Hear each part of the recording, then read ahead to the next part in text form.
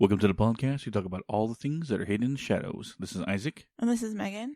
And blame AEW Double or Nothing for why this is on Tuesday. I was watching. Yeah, he was watching that yesterday. Yeah, and it ran pretty long. Well, not only that, but we were having some technical issues, some weird situations with our mics and stuff with that last episode. So, yeah. And then, too, editing-wise, I mean, I was getting, like, crazy messages. Not crazy messages, like psychic messages, but, like, crazy situations that normally don't happen on that gnome episode. So, yeah. Anyway, we're back doing shit again. Yep. Doing stuff. Something that was promised a week ago. Yes. So that we're doing now. Yes. Yeah. Because it's like one of my favorite things to talk about. Well, hauntings, anywhere we are. Let's go to more place. But now we chose a specific place. New Orleans. Yep. New Orleans. To common folk speakers. Yeah. It's actually, for those of you that don't know, it's like one of my bucket list places to visit, like to vacation.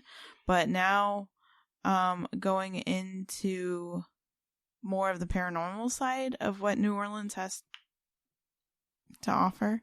That is my nickels. Yeah.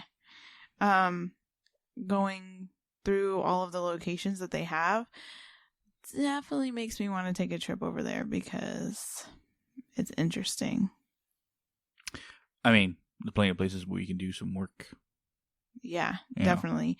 So should we just like dive in? Yes. Okay. So the first place that I found super interesting was the Andrew Jackson Hotel.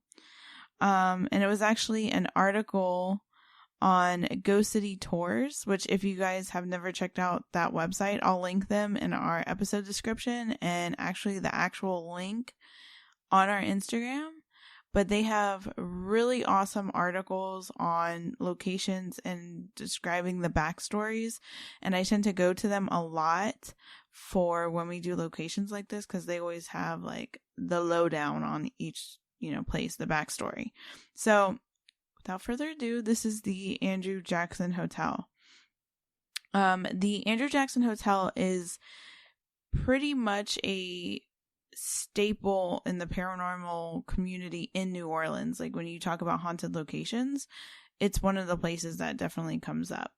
And if you look at the building, it literally looks like it fits perfectly in with the whole like New Orleans like look that they have. Okay, so the backstory on the location, according to the website itself, this is actually on the hotel's website. The ground of the actual hotel, because the building that's there now, there was other stuff prior to the building that's there now and serves as the Andrew Jackson Hotel. So before that building, it was actually an orphanage and then it was a courthouse. So I'm going to kind of go into the little backstories with that. Okay, so apparently in New Orleans, there was a yellow fever outbreak, which had caused a lot of parents to die because it was basically, you could survive it, but it was really, really slim that you did. And if you did, you wouldn't have to worry about it for the rest of your life. But it was very, very, a lot of people died from it. It had a high fatality rate. Which left a lot of kids without their parents, which then led to the need of orphanages. So the first, I guess, like building or thing that it became was a orphanage and a school for boys. So we talk a lot about how a lot of these boarding schools and homes for boys suffer a lot of tragedy. And this one was no different. It had opened in 1792 and was opened by the Spanish colonial government. On top of yellow fever, there was fires that actually burned much of New Orleans, and eventually the boarding school was one of the sites that were burned down. So on top of the whole, everybody dealing with yellow fever, there was also an outbreak of like fires that consumed a lot of New Orleans at the time. At the time in 1794, the boarding school was burned in the fires, and unfortunately, also 5 young boys inside. After the orphanage, oh my gosh, Orphanage. after the orphanage was burned down, there was a courthouse that was built, according to the hotel website, almost immediately. And that was actually where President Andrew Jackson, who was held in contempt of court and charged with obstruction of justice. The current building was built in 1890 after the courthouse had been demolished. According to the hotel site, there is a couple of main entities that they believe haunt the grounds in the building. First being the 5 orphaned boys that died in the fire. And guests that have stayed at this hotel swear that they hear laughter, footsteps, and could hear what sounds like boys running around the hotel and in the courtyard. Some guests have even reported to the hotel employees that they have been on the receiving end of harmless pranks and even had their television in the rooms turn on at night. According to the hotel, apparently the most chilling experience is when a guest stays in room 208. This tends to be or has been reported to be the most intense and haunted area of the hotel. There was a boy that haunts this room, and his name is Armand.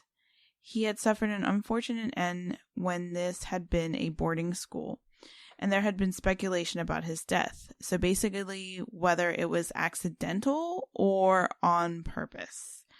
There was different reports, but some include him being thrown from the second-story balcony. There was speculation, according to the hotel site, that maybe that happened during the fires to try and save his life. And then other claims that he may have committed suicide. Guests have reported everything from receiving a cold touch.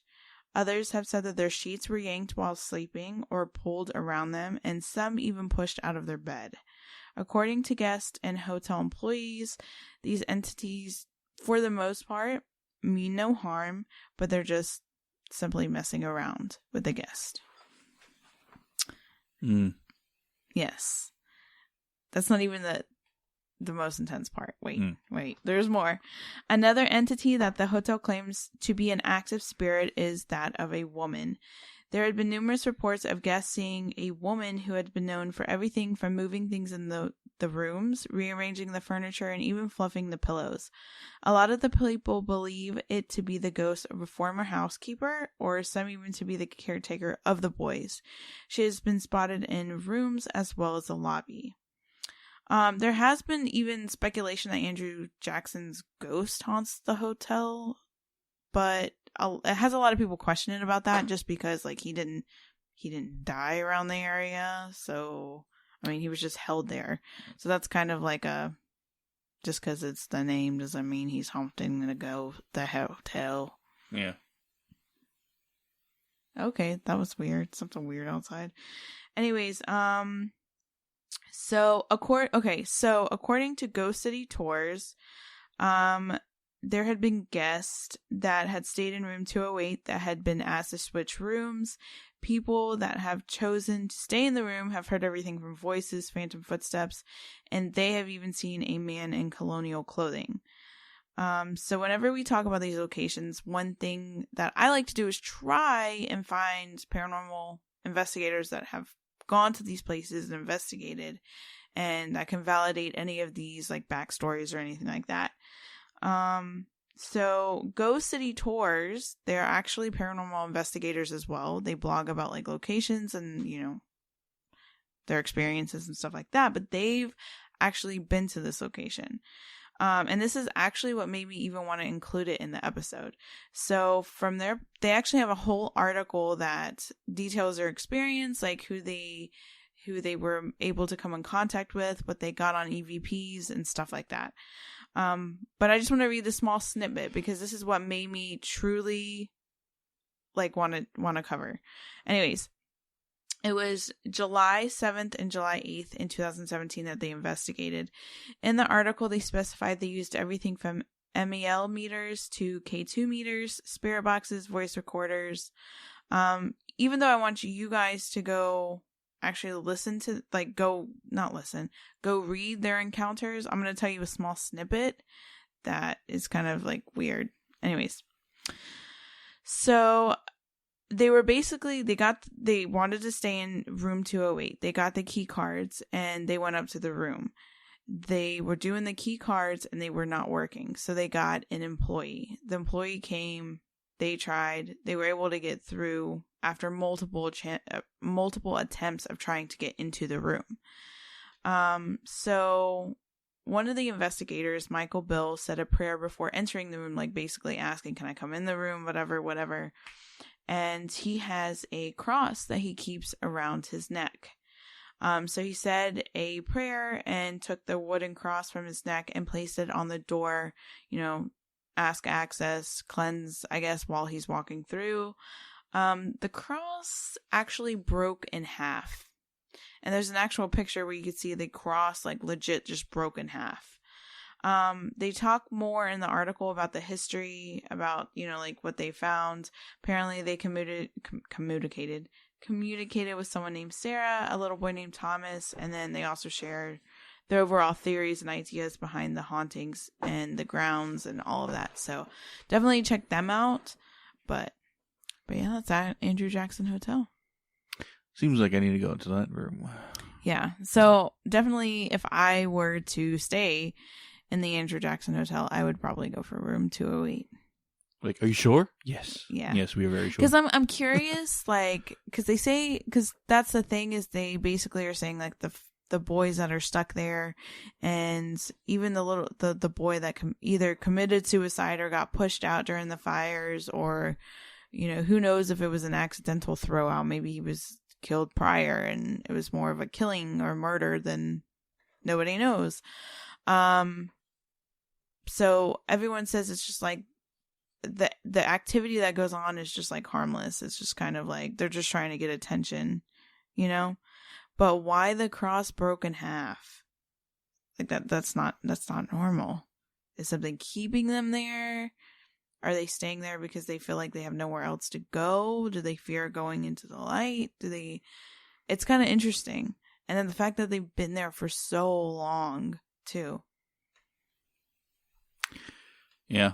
And I'll say what we come to find out, but what we have from our own experience is that there always seems to be trapped spirits. There always something, it's because there's something keeping them there. Mm-hmm. Not always just be the MO, but maybe they're waiting around for. So I guarantee there has been plenty of psychics and mediums that have gone to that location and helped these spirits cross over. And maybe sometimes they can't because something's keeping them from doing so. Yeah. I mean, it's still a lot of learning things, but yeah, from our experience, there always seems to be something keeping them there. Yeah. And I mean, there is times where like a spirit is like just stuck there, like they feel like there's nowhere else that they, especially from them being in an orphanage and losing probably family members and stuff like that to either yellow fever and then dying in a fire. That's not a pleasant way to go. No. You know what I mean?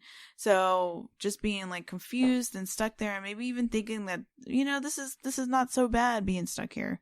So it's just kind of interesting that the cross broken out. I mean, they put the picture on the article, so yeah. So I just find that interesting. But the next, so when you think of New Orleans, what do you kind of think about? Like, you think Phantom. I don't know why that popped in my head. You think of like the paranormal, you think of mystics, but one thing that like voodoo and psychic stuff and all of that. But one thing that also gets mentioned is vampires. And there is a legend or a lore that I read about called the Casket Girls, and it kind of surrounds the idea, like what's going on with them. If I think of vampires in the world, I think of them talking like it's like a southern gentleman from the area. I forgot. Let me introduce you to the shadows there, darling. Something like that. Yeah. Okay. So with a dandelion in their jacket pocket. Yeah. Well, I think Vampire Diaries had they were from New Orleans at some point, and then the originals was in New Orleans too. So, yeah. Okay, so the Casket Girls. So the Casket Girls is a legend and lore that is very prominent in New Orleans and dates back a long time ago. So between the time periods of 1718 and 1728, there was like some debate about the actual timeline of this, but that's kind of where articles kind of stayed in when they were, talking about like the story. Casket Girls? Casket Girls. That's and there's like a reason. I know, but it sounds like a psychobilly band. Yeah, it does. I thought the same thing when I read it. Okay. So there was a situation that occurred in where the King of France was basically sending over women and girls to marry over here. Okay, so the governor of Louisiana at the time basically wanted the French king to send over women and girls. Yes, some of them were unfortunately girls, like they were young, to basically marry the colonists that were over in Louisiana. But so the governor of Louisiana wanted them to be like have prominent backgrounds, but instead the king basically sent over girls and women from poorhouses, orphanages, and some of them were even convicted criminals. So while the girls waited to be married when they came over here, they were under the care of the nuns at the Ursuline convent. The girls came over with small trunks, and that is basically with all their belongings, and that is why they were named the Casket Girls. The nuns took the casket-shaped chests that they had come over with and put them on the 3rd floor of the convent. The windows and doors to the 3rd floor had always been sealed shut, and that's where they stayed. So basically, the nuns pretty much like threw all the girls' belongings and locked and sealed the doors because their excuse was they weren't sure what the girls were bringing with them. So they weren't allowed to basically have their stuff. But later on, the nuns returned to the 3rd floor to find that all of the caskets had been emptied. They then turned the room upside down looking for all the belongings. According to the Ghost City Tours article, the doors were bolted shut and the nails to the windows were blessed by the Pope himself and locked in place. After this, for whatever reason, I guess something occurred or something that wasn't really mentioned in these articles sparked speculation about vampires. But that's not even the creepy part. So the creepy part actually happened in 1978. So according to the Ghost City Tours article, there were 2 paranormal investigators that went to the area seeking answers to find out if the legend was true and that if the Casket Girls were in fact vampires. And this occurred in 1978. So both investigators decided to camp out directly in front of the old Ursuline convent. Prior to this, they had been kicked off the property because they were considered loitering. So their next best thing they thought they could do was to camp outside in front of the building to see if they could experience anything. They ended up having difficulty staying awake in something their cameras managed to capture, but they didn't actually see, I guess. I mean, I don't know. You'll find out at the end that you can't really ask them what they saw, but the shutter doors on the 3rd floor that had been nailed shut were no longer shut. So eventually the cameras that they did have went black, and the next morning people found the bodies of the investigators, and according to that same article, it was described that they had been drained of all of their blood and looked as if animals had clawed at them. So are there really vampires in New Orleans? I mean, it's good. It's most likely, so I'll say, not impossible. But we did an episode on vampires where I always theorized that the legend, the idea of it, was based on something else. But over time, it got, of course, romanticized, like most things are. It's creepy though, right? Yeah. Like, okay. So, like, I was reading it and I was like, okay, well, I could see, I mean, that's a little, whatever, like, could it be vampires? Kind of plays up with the whole New Orleans vibe, But when I heard that the 2 investigators that went to investigate it ended up dead, what? And that was like in 1978.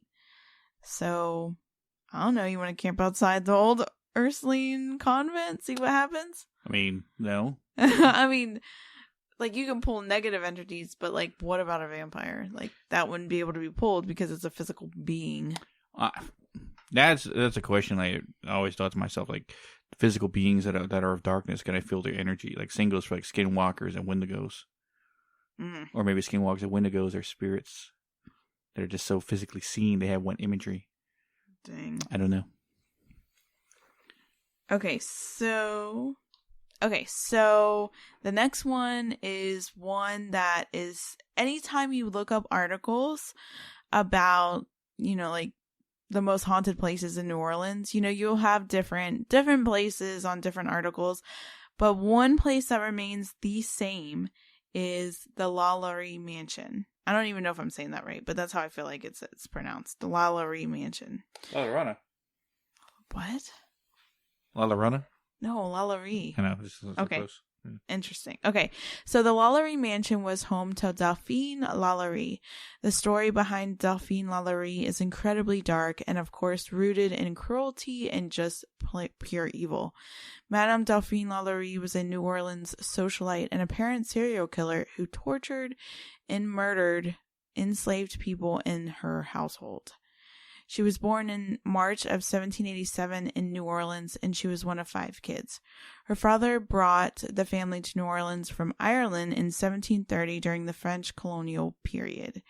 Her mother was known as the widow La Commente because that was her second marriage. Both of Delphine's parents were well known in the European Creole community in New Orleans at the time. Delphine grew up with her family members, even being prominent members in government. Her uncle by marriage was the governor of the Spanish American provinces of New Orleans, and then her cousin was the mayor of New Orleans for a period of time. Forwarding ahead to her being older, where she had 3 total marriages. Apparently, the first 2 marriages, the husbands had weird deaths. The first marriage, she was actually 13 at the time and married a Spanish high-ranking royal officer. To make a long story short, in 1804, her husband was en route to appear at the court of Spain. She was pregnant at the time, and he died in Havana, Cuba. A few months after his death, Delphine gave birth to the daughter, and then the daughter and Delphine returned to New Orleans. Now, her second marriage, she married in 1808. Delphine married a prominent banker, merchant, lawyer, and legislator. So he was a jack of all trades there. They purchased a home in New Orleans, later known as Villa Blanque. I don't even know if I'm saying that right. I'm sorry if I'm butchering this before. New Orleans or any kind of French person is probably like, wow. Anyways, she had 4 children, but Blanque died in 1816.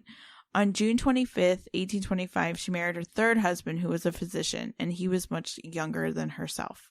In 1831, they bought the property at 1140 Royal Street, which she managed in her own name and did not involve much involvement from her husband. In 1832, she had the 2-story mansion built and complete with an attached slave quarters.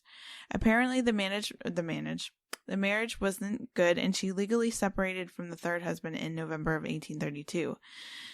So, even though her previous 2 husbands died of weird death, it wasn't until her third husband that speculation began to arise. Reports had surfaced that she inflicted cruel things upon the slaves within the mansion as well as her own daughters.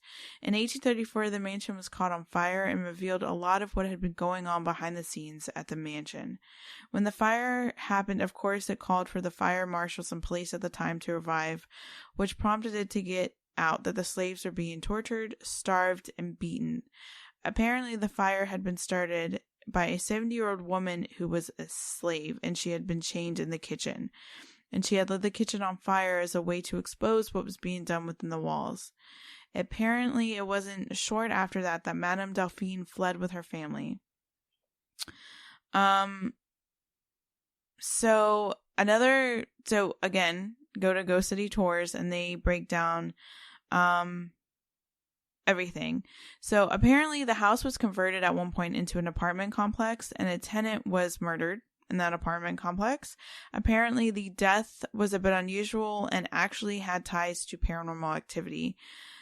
In the mid-19th century, the Lalaurie Mansion functioned as an all-girls school where students experienced bizarre and random physical assaults. And then okay, so it functioned as an all-girls school where students experienced bizarre and random physical assaults. It remains a New Orleans landmark. So there's a lot of ideas and theories around this location. One being that of course, a lot of the paranormal activity could be the deceased people.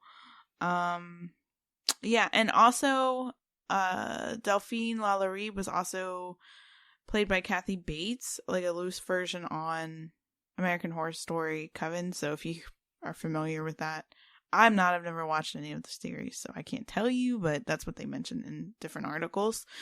So yeah.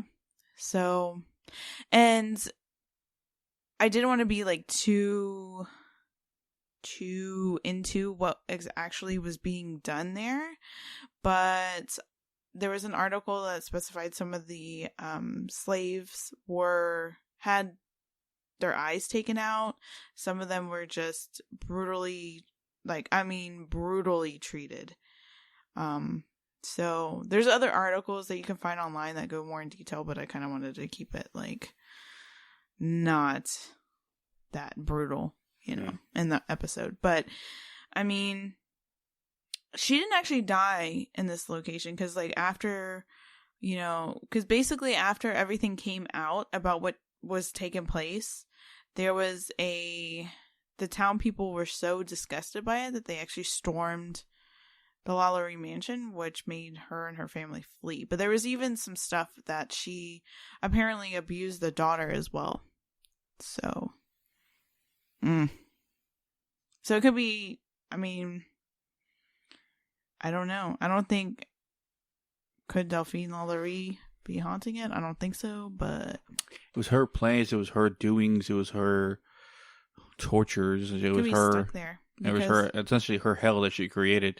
So if she was a dark spirit, and essentially after she passed and never atoned, she would be a perfect place for her to feed off the negativity of the energy that's still there. And then too, any slaves that were killed that way probably may think that they can't cross over or something like that. And then that one person that apparently died, it didn't go into detail. Any of the articles I found did not go into detail, but apparently, I guess maybe who was told about the story through word of mouth or something like that.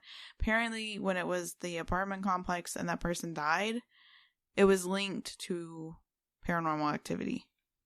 So that person probably is like, what the heck? There is something keeping spirits there, Yeah. Creepy. Okay, another place that is basically on a paranormal investigator's bucket list. Not bucket list, but like go-to list when they go to New Orleans, and is consistently mentioned. And it's one of the things that you see and you're like, dang, that looks creepy. Like, that looks like a place I want to go if I want to make contact with the other side. And it's the St. Louis Cemetery number 1.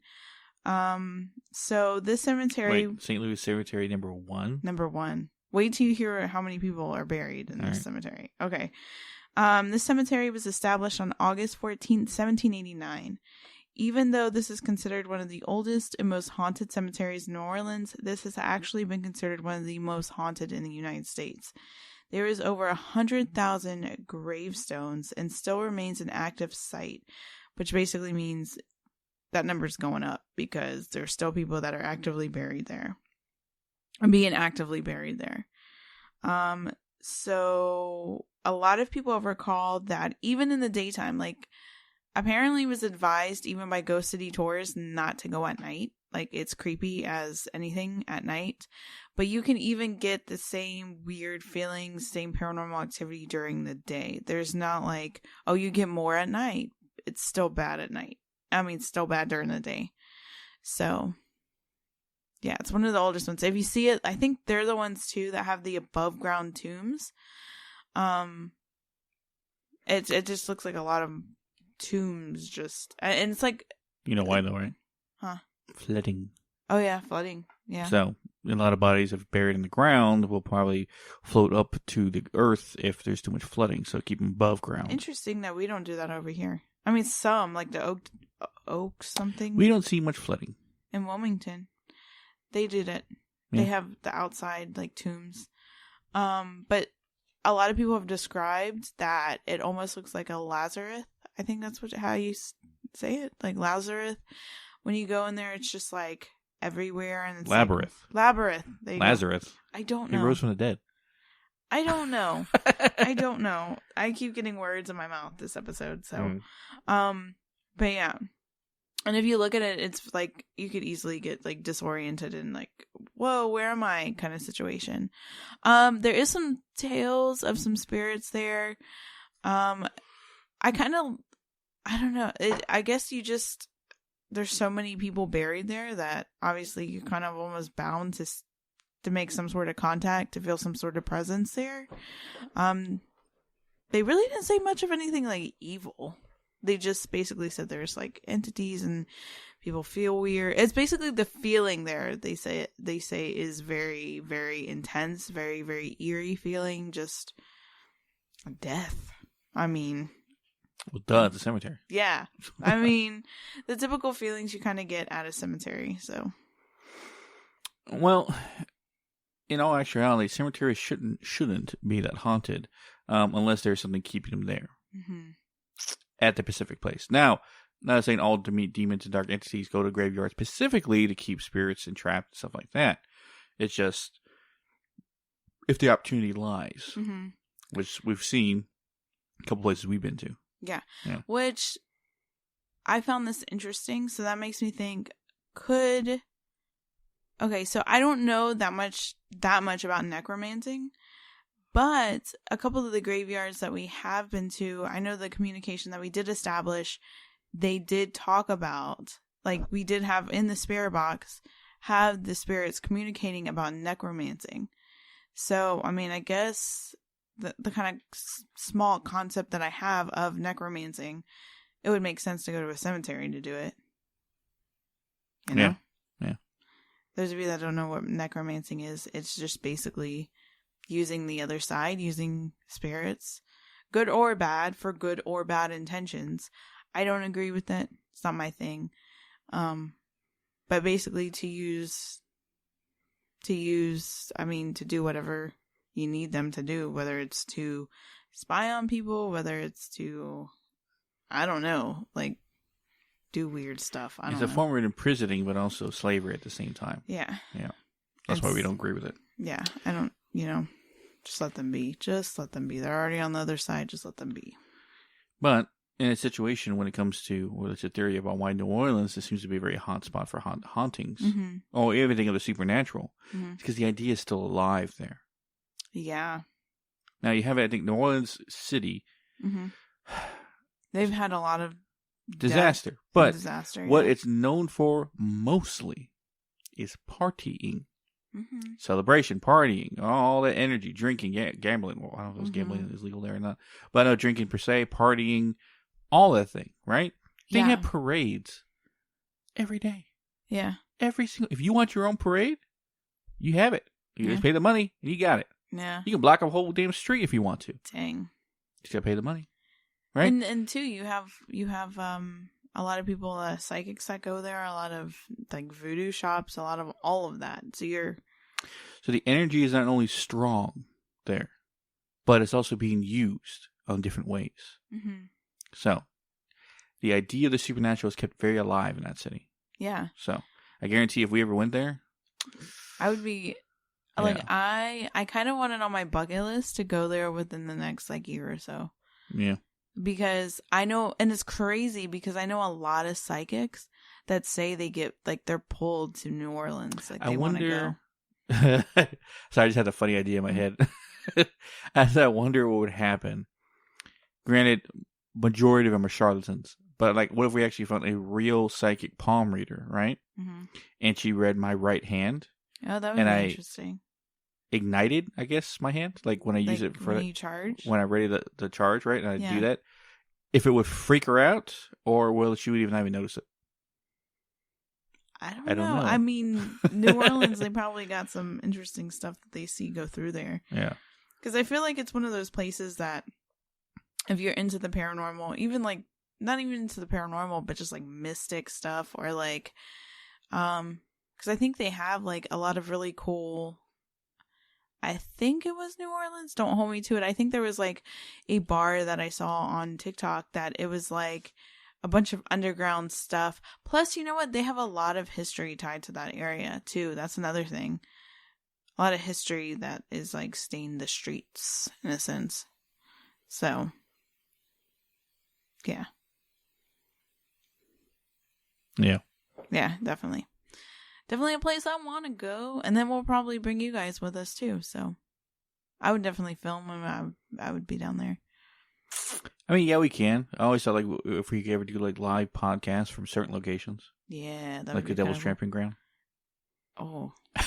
Because all we need is this table would and be a couple interesting. batteries. Yeah. Holy crap. We should do that. That should be like a Halloween episode.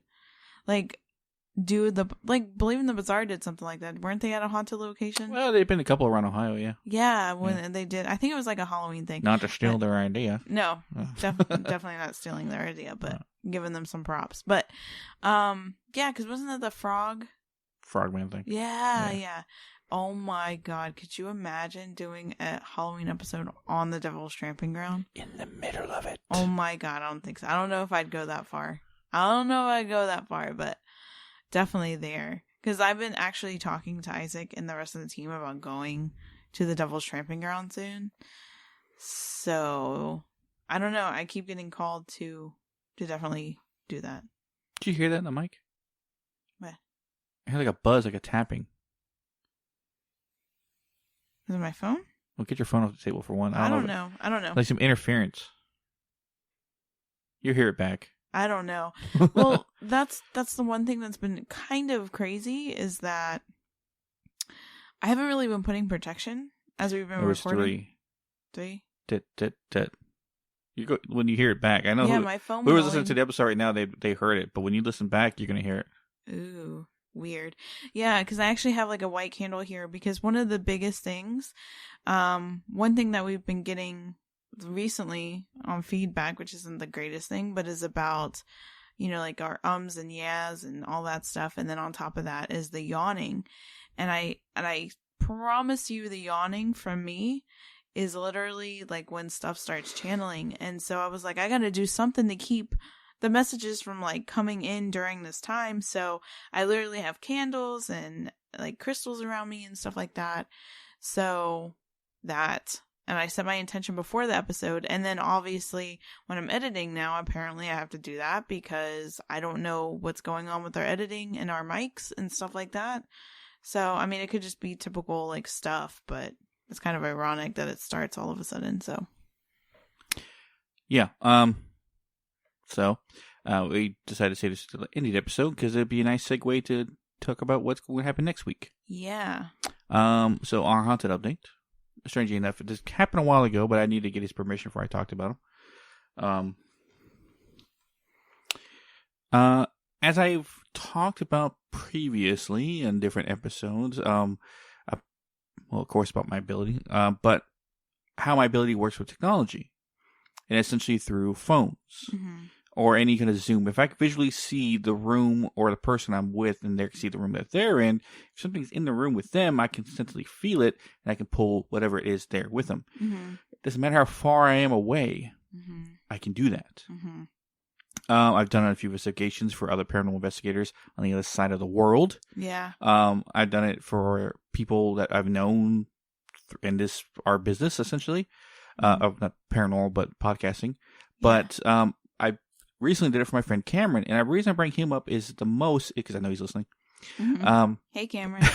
The reason I bring him up the most is because of the situation. I know he's going to get mad at me about this, but hey, it's your own fucking fault, dude. Of all people I pulled from, I've never had, not recently anyway. I think he was the first to start it, but like I said, I'm getting stronger with this. But he was the first that I smelled the person's place, their room, or whatever room they were in my room, or whatever location I'm in. Yeah. And that opened a lot of questions. Because I know my room never smelled like this. And I had no reason for it to smell like this whatsoever. So I was like, what the hell?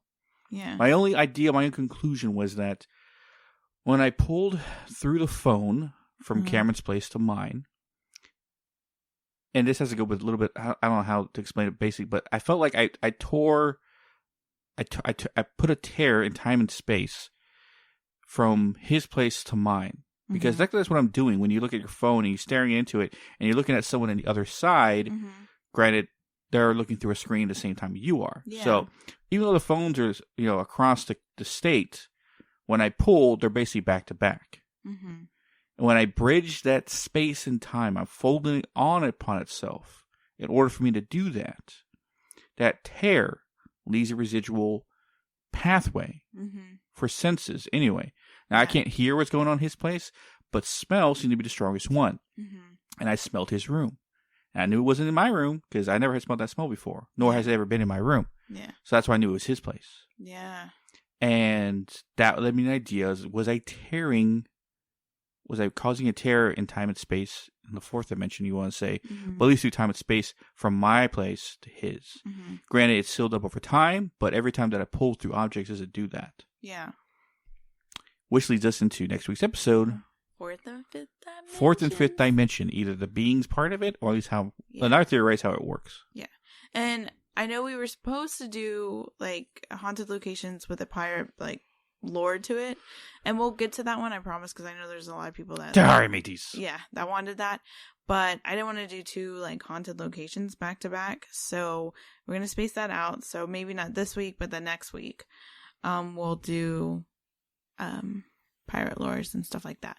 But two, it's also with what you're doing, even with what you did with Cameron, it's kind of opening the idea of being able to pull remotely, because you had an interesting thing happen when you were pulling, because PETA from how do you say it?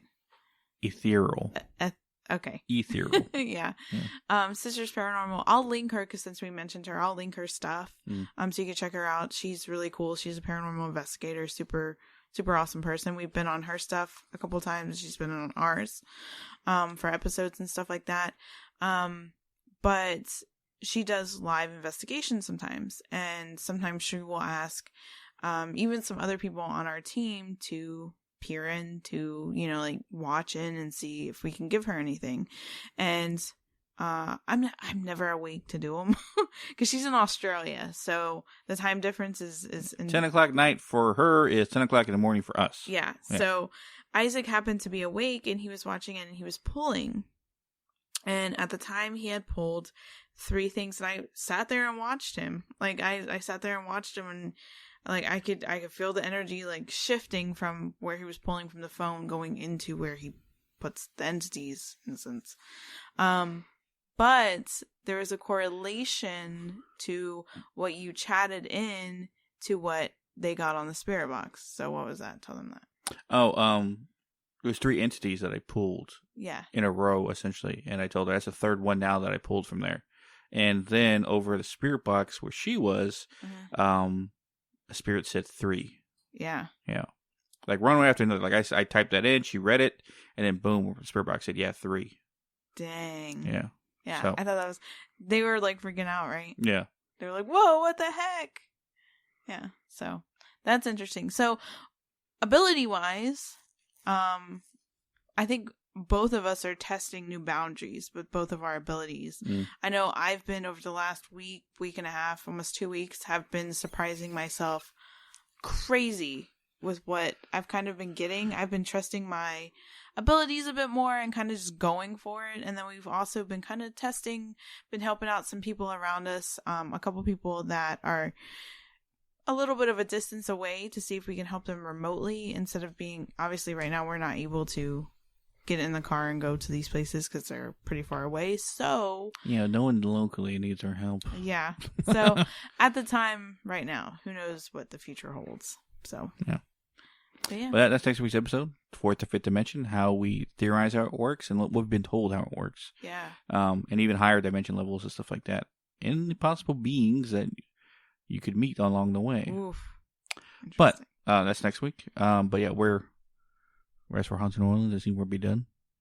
We're done. We're done. Yeah, we're done. Okay. Yep, we are done. All right. Anyway, but as always, guys, you can catch our social media at Hidden in the Shadows Podcast on Instagram, Hidden in the Pod Ka2 on TikTok, Hidden the Sha 6 on Twitter, or links to all our social media and all ways you can listen to us at hiddentheshadowspodcast.com. We also have links to our merch store, which everyone who listens to this, you've been kind of slacking on trying to buy shirts. We haven't sold one in forever. No, we have to. I feel like I'm going to switch where we're doing it, because I feel like the place that we're doing it from, it's like, if I had to give them a grade, I'd give them a C. And we need more merch. That's something we need to get on. Yeah. We're gonna look into that. We're actually we need more things people can buy other than shirts and whatever else we have on there. We're kind of looking to maybe some different designs, like other than the basic. We kind of I kind of want, like, we've talked about this. We kind of want like a shirt that looks like a band shirt, but that represents us. That makes sense. Because, obviously one of the things that we talk about is that we're huge metal fans. And so what better way than have because I know most of my even my adulthood, and even now, I wear a lot of band shirts. So actually, you're wearing a Ballet Royale shirt, and I'm wearing a Metallica shirt. Yep. So yeah. So already in band shirts. Yeah. So, So it'd be cool to have like a shirt that looks like a band shirt. Yeah. So, yeah. But yeah, that's all in the future stuff. Yeah. So look forward to those things. Yeah. But as always, guys, we'll catch your weirdos in the next one. Yes.